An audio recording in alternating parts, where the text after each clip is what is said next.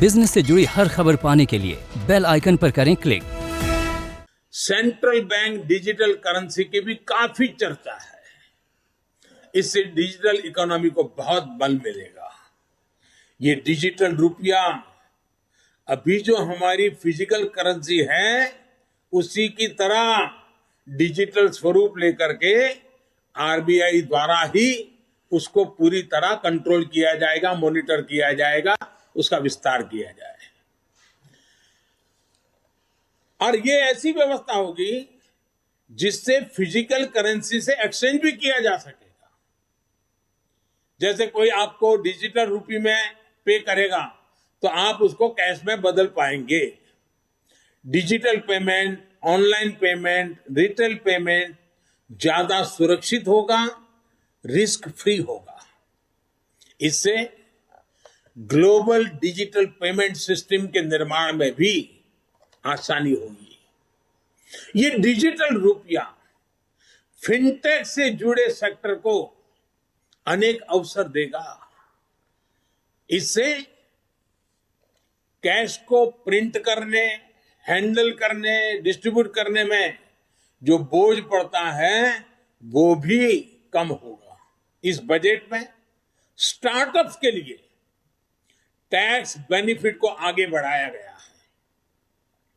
युवा innovation, research and development को लेकर जितने भी प्रावधान इस बजट में किए गए हैं वो युवाओं को इनोवेट करने के लिए प्रोत्साहित करेंगे।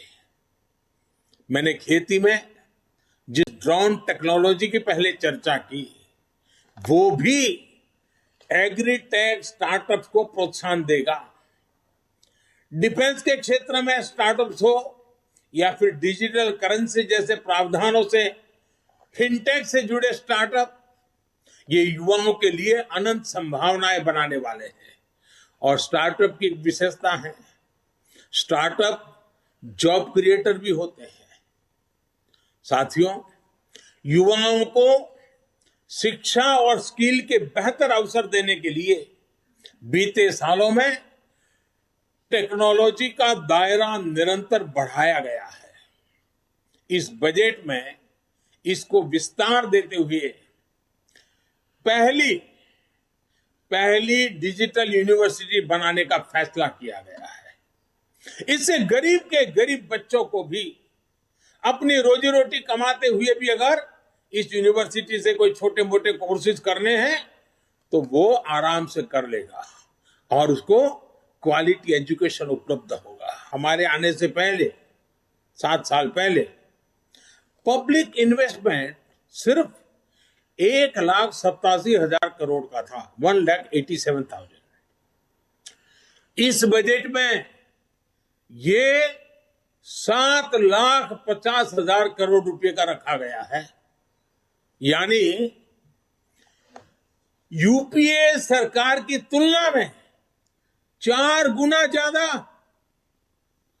सरकार जब इतना बड़ा खर्च करेगी तो इस पैसे से क्या होगा?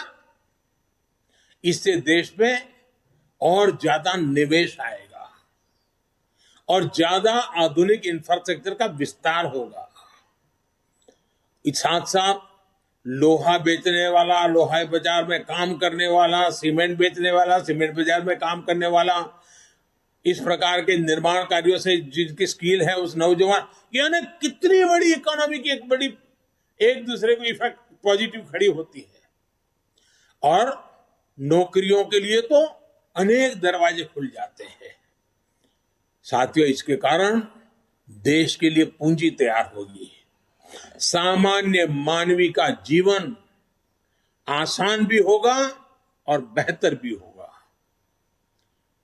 ये सब कैसे होगा, ये समझने के लिए आप अपनी सरकार के 7 साल के काम को समझिए। 2014 में देश में 90,000 किलोमीटर नेशनल हाईवे थे। ये 90,000 किलोमीटर हाईवे पिछले 70 साल में बने थे, जबकि हमने पिछले 7 सालों में ही 50,000 किलोमीटर नेशनल हाईवे बनाए हैं। पीएम गति शक्ति मास्टर प्लान के तहत देश में हजारों किलोमीटर के नए हाईवे और बनाएंगे। इससे न केवल शहरों से लेकर गांवों और कस्बों तक बेहतर कनेक्टिविटी होगी, बल्कि इससे देश के हर कोने में इंडस्ट्री भी पहुंचेगी। वीडियो पसंद आया तो हमें लाइक, कमेंट, शेयर और सब्सक्राइब जरूर करें।